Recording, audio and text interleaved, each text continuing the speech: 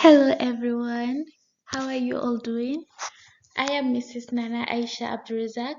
I will be taking you all principles of economics this semester, and to be very honest, I am delighted to have every one of you in my class. So for today's class, we're going to start with supply and demand. I'm sure you all have heard of supply and demand so many times from secondary school, on the streets, everywhere. Supply, demand, supply, demand. But now, what is the actual definition of supply and demand? Have we been using those terms correctly all this while? Or have we just been going by the layman's language and just using it randomly for various terms that are not right? So let's take a look. Starting with demand. What is demand? When you're defining demand, there are certain things you have to put in the definition for it to be complete and satisfactory. So now when you say you're demanding for a certain commodity, it means you have the desire, you have the ability, and you have the willingness to purchase that commodity or that service at a particular time and a particular price. Are we together? So for you to demand for a commodity or for a service, you should have the desire, the ability, the willingness to purchase that commodity. And at that particular time and that particular price that it is being given to you for. Now, when you take a look at all these pictures, what amongst all these pictures do you have a demand for?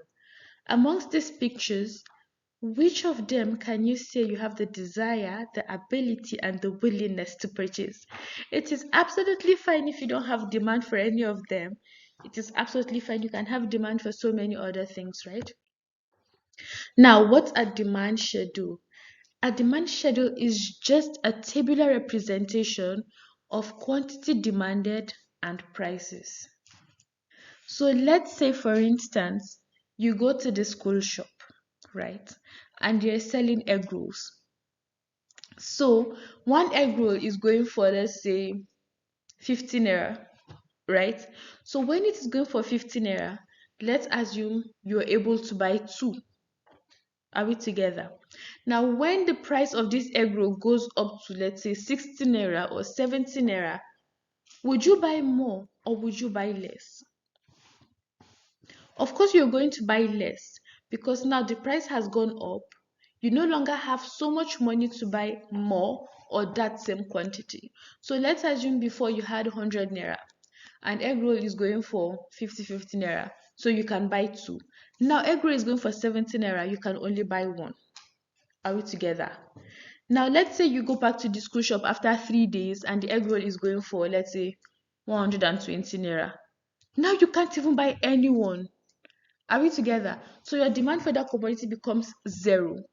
So now when you put it on a tabular form and you say, okay, on this side, let's say on the left hand side, you have prices. On the right hand side, you have your quantity demanded, right? Then you say, okay, let's say prices of a CD plate and the demand for the CD plate. So on the left hand side, you have all the prices: $1, $2, $3, $4, up till $20. Now you can see that when it's $1, you're able to buy 300. When it goes to $2, you're buying 162. When it goes to $3, you can only buy 94. And when it goes all the way up to $20, you're buying 10. Are we together? So now when you put this on a table like this, it becomes a demand schedule. I'm so sorry. My baby is at the background, so you might hear different sounds and her voice. Apologies for that. So now let's proceed. So this demand schedule, when you do a graphical representation, when you now plot this table on a graph, this graph now becomes a demand curve. So what is a demand curve? A demand curve is a graphical representation of a demand schedule. Are we together? A demand schedule is a tabular representation of your prices against your quantity demanded, while a demand curve is a graphical representation of that demand schedule. It's as simple as that. Are we together? Now take a look at this demand schedule, this graph. You can see that at the point from 30 all the way down to point 15, the dots, it is inward. It comes towards the horizontal axis. But then from point 50, from point 10 to point 300, it looks more straight, it looks more outward, because the changes in our demand, they are smaller from point 30 to point 10 thereabouts, but it is wider from point 10 to point 300. So that is why the graph is straighter from 100 till 300, and it is inwards from 30 to 10. If you don't understand this part, it is okay. You can simply just send me a WhatsApp message. We can have another session to just explain it properly. Or when we meet face to face, we can do this all over again. I don't mind. Now, law of demand. What is the law of demand? The law of demand states that everything being equal, everything being equal, when price goes up, your quantity demanded what? Falls. When price goes up, your quantity demanded falls. And if price goes down, your quantity demanded increases. Are we together? Now, why is this law of demand stated like this? Because just as I explained with the case of the egg rolls, when the price went up, our demand for the egg roll fell.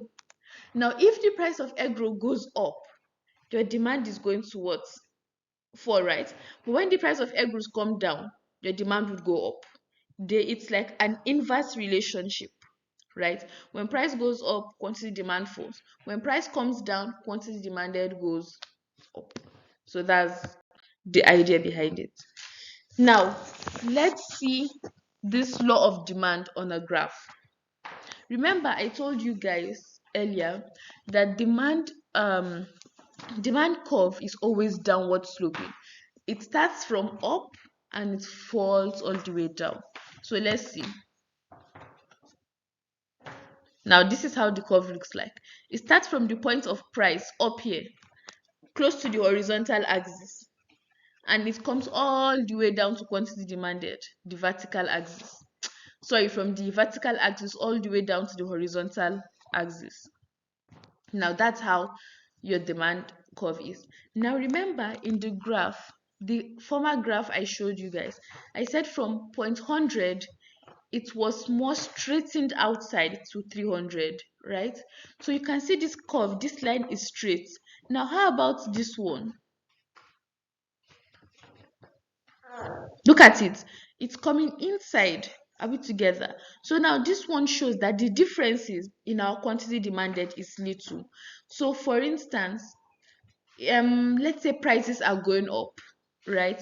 So let's say before we're demanding for 10 bags of pure water, then the price went up, then we start demanding for 9, then it went up, we're demanding for 8, then it went up again, we're demanding for 7, and it went even higher, so now we're demanding for 6.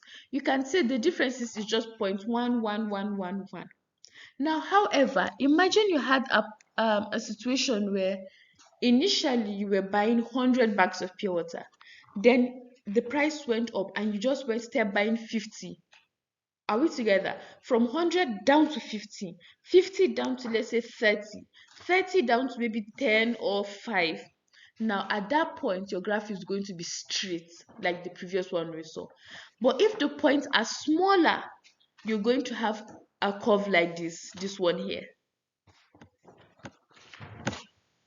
Okay, so let's go further. Now we have what we call change in quantity demanded.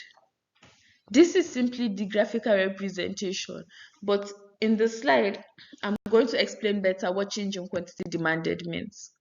Now, what causes a shift in demand? Now look at this. This line in the middle is our actual demand curve. You can see it is labeled D. This is our actual demand curve. However, if you take a look at D1, you can see that this is because our demand has increased. Are we together? The demand has increased. And now, what has caused this demand to increase is not price.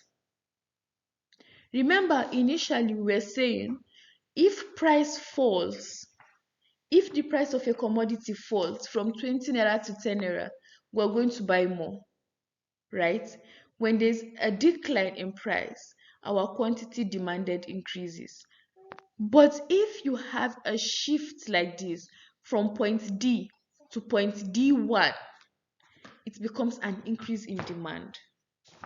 Now, this increase in demand is not because of price, but because of other factors. Now, we're going to see the other factors in the next slide. And now, this D2, it shows a decrease in the demand. So when your curve moves from D and comes inside, it's a decrease in demand. But when it moves from D and comes outside, it is an increase in demand. Now, what are the factors that can affect demand besides price? Aside from price going up or coming down, what are the factors that can affect our demand? Now, buyer's income. Are we together? So now this buyer's income, let us use let us say our allowances. Let's say every day you are coming to school, they give you 1,000 naira as your allowance. They give you 1,000 naira to buy food, to enter public transport to school, and just buy everything you need. So let's say it was 1,000 naira. Are we together? Now, you come to school, and every day you can buy 2 egg rolls, you can buy 2 pure water for yourself. Let's say the 2 egg roll is 50 naira, 2 pure water, let's say 20 naira. Are we together? That's the standard. Now, next month, your mother tells you, okay, I'm no longer giving you 1,000 naira. I'm going to start giving you 2,000 naira. Now your allowance or your income has increased. So you come to school the following day, and what happens? You can now buy 3 egg rolls and 3 pure water.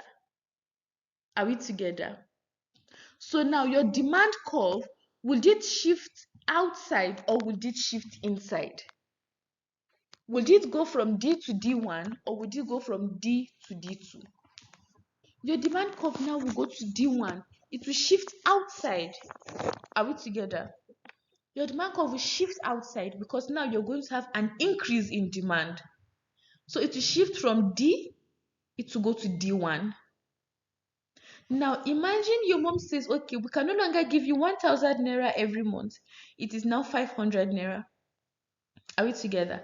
It is now 500 naira. So now this simply means you can no longer buy 2 egg rolls or 3 egg rolls. You can now buy just one and 1 pure water. So your demand is going to go from D to D2. It will move inside. Are we together? Okay. So now from this illustration here, you can see an increase in income will lead to an increase in demand, and a decrease in income will lead to a decrease in demand. So examples, we have minimum wage increase. I don't know if you guys know what we call minimum wage. So for instance, in Nigeria, before, the minimum wage was about 18,000, right? So this means no government organization or public organization is allowed to pay their staffs less than 18,000. So you must pay your staff 18,000 and above. But now the minimum wage is about 33,000. So you cannot pay your staff less than 33,000. So now when the minimum wage increased from 18,000 to about 33,000, you see there's an increase in income, right? So you can now buy more things. But if the minimum wage decreases, if it reduces, then you can buy less things. Are we together? Then have you guys heard of economic recession and Great Depression? So economic recession basically is when the economy keeps declining, right? Our economic growth is declining, it keeps coming down. So at this point, when we're having economic recession, the economy becomes tighter. There's no money in circulation. Are we together? So people, organizations are paying their staff less. They are firing people because every organization wants to maximize profits. So if the organization is not making money, they start to like fire people, right? They fire their workers so that they can have only little workers that they can pay. So this all falls under economic recession. So when they fire a staff, that staff no longer has money. Are we together? So this economic recession and Great Depression, sorry, they lead to a decline in consumers' demand. Now, another thing that affects demand is price of substitute goods. Now, substitute goods are goods that can be used instead of another good or service, which leads to a change in demand. So if the price of Pepsi goes up to, let's say, 1,000 naira, right? Instead of buying Pepsi, I would buy Coca-Cola if Coca-Cola is going for, let's say, 300 naira. So Coke and Pepsi are substitute goods. Are we together? Same thing. Let's use, for instance, butter and, let's say, Nutella, or let's say cream crackers and sesame biscuits. They both fall under a little bit of healthy biscuits, right? So if cream crackers go up, if the price of cream crackers increase, I can say, okay, I'm going to stop buying cream crackers and start buying maybe cabin biscuits. Now, if I stop buying cream crackers, my demand for cream crackers has gone down, and then my demand for cabin biscuits would go up. Do you understand what I'm saying? So my demand for cabin biscuits will shift to the right, while my demand for cream crackers that has gone down would shift to the left. Are we together? Okay, so let's see another factor. The third factor that can affect um, our demand is market size. Now, when market size increases, demand increases. And when market size falls, demand falls. Now, what are we saying with regards to market size? For instance, the population of Nigeria is so populated, right?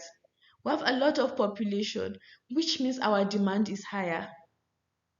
Are we together? We have more demand. We have a lot more demand because of our market size, because of our population. Are we together? So this is just what it's saying. So when our population is declining, there's a decline in demand from population because population has reduced, right? So when we have things like immigration or due trade after collapse of an auto industry, for instance. So for instance, let's say um a car a car manufacturing industry, let's say it collapses. Are we together? Now that market size has reduced, right? So we're going to have less demand for that particular industry. I don't know if you understand what I'm saying. Please, if you have any questions, just write it down, send them to me. We can have another class just to answer those questions, please. Now, the fourth thing that can affect your demand is consumer taste. Are we together? The popularity of a good or service has a strong effect on the demand for it, and in the marketplace, popularity can change very, very quickly. Are we together? So now let's use a game console, for instance. Let's say PS5. I mean, I'm not a game person, but let's say the difference between PS4 and PS5 is nothing serious. Let's say they do almost the same thing, right? But because of the popularity it has gained, PS5, the demand for it is going higher. People are demanding more for it, even though it is ridiculously expensive.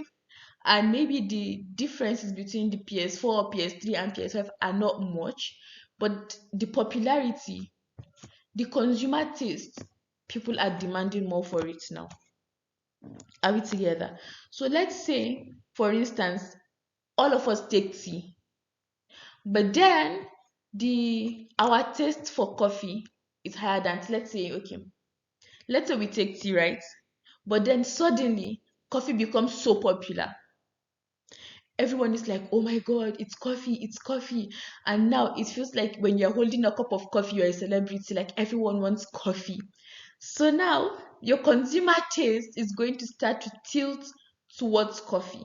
Are we together? Because of the popularity it has gained. So now your taste would start changing. Are we together? Now your demand for coffee would shift to the right, it will increase. While your demand for tea will shift to the left, it would reduce. So that's how consumer taste affects your demand. Now, consumer expectation. This consumer expectation, let us use fuel, because we're having fuel issues now in Nigeria. Let's use fuel as an example, right?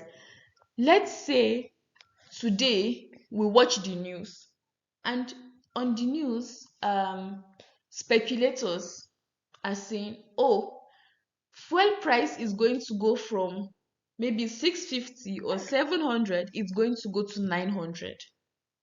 What do you think is going to happen? Everyone is going to rush to buy fuel today, right? We're going to buy like liters of fuel. Everyone is going to fill their cars up, their generators, because they are scared fuel price would go up tomorrow, right? Now what happens? Our demand is going to move to the right, because we are going to have a huge increase in demand. Everyone wants to buy the fuel today because of expectation.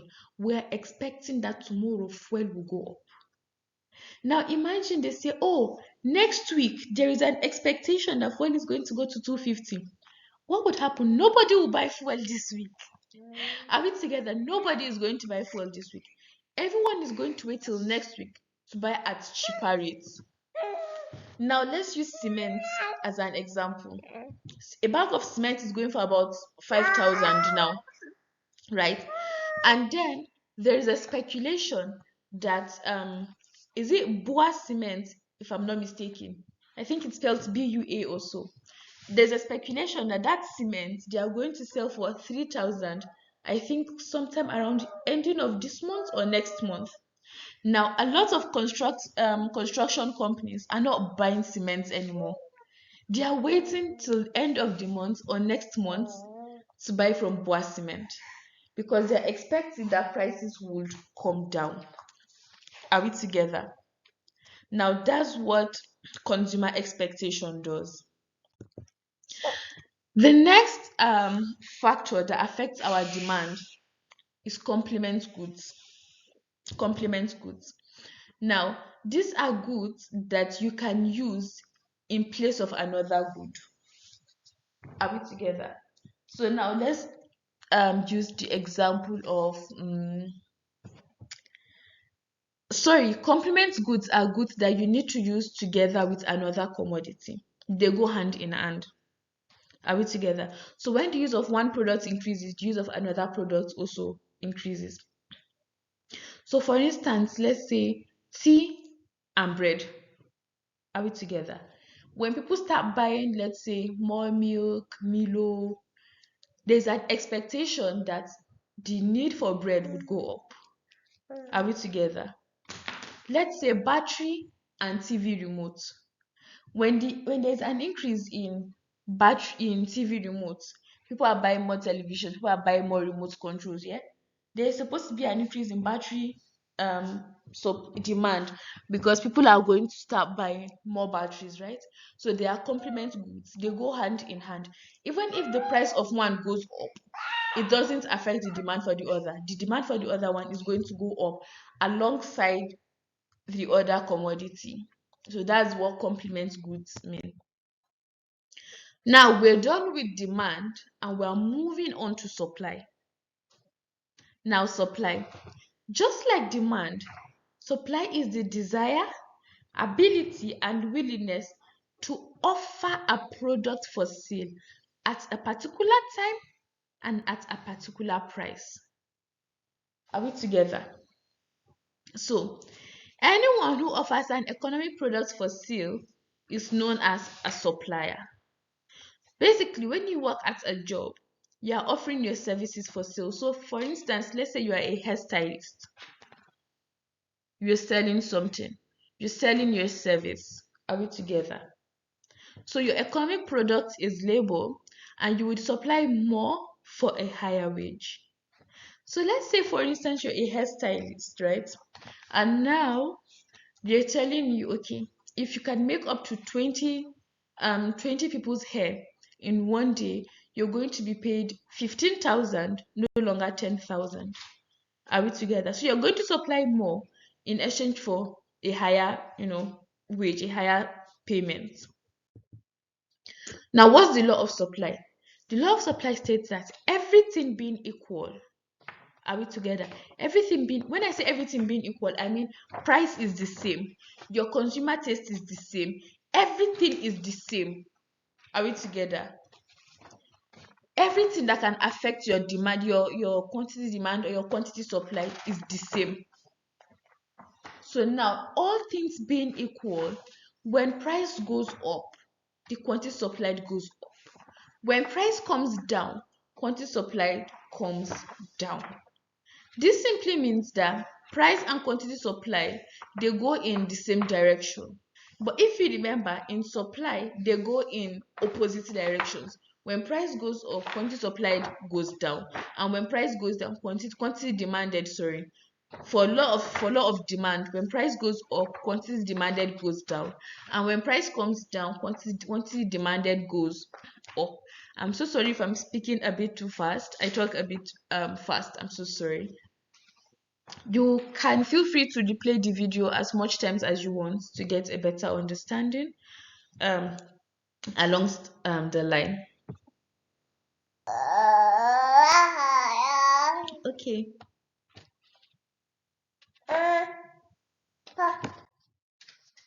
Okay, so the law of supply, the graph. Now you can see that the supply graph is in an opposite direction from the demand graph. The supply graph is upward sloping, right? We said the demand graph is downward sloping, but you can see the supply graph is upward sloping. It is starting from point zero and going all the way up to infinity.